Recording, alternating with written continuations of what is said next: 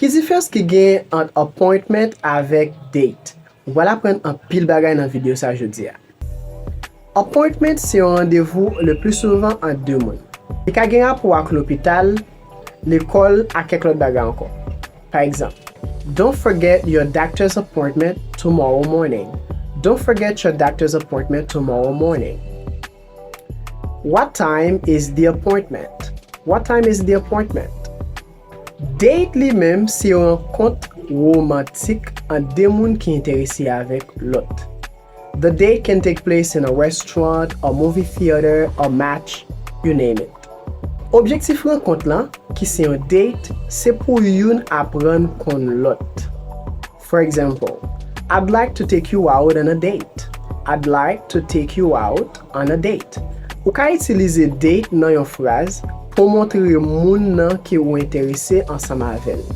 For example, can we grab coffee tomorrow morning? It's a date. Yon moun kapab yon date.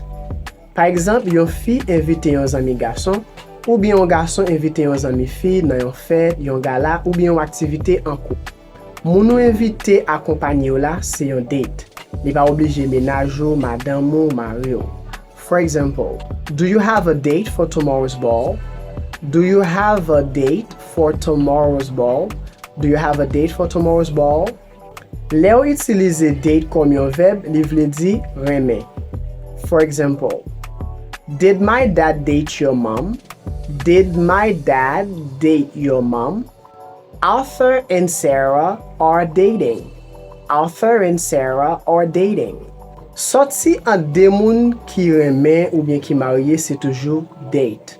For example, I'm taking my girlfriend out on a date on Valentine's Day. I'm taking my girlfriend out on a date on Valentine's Day. Pour fini, date ka vle di date. For example, what is your date of birth? What is your date of birth? Gat pil baga ou getan apren. Abonne, partager, et puis quitte ton commentaire.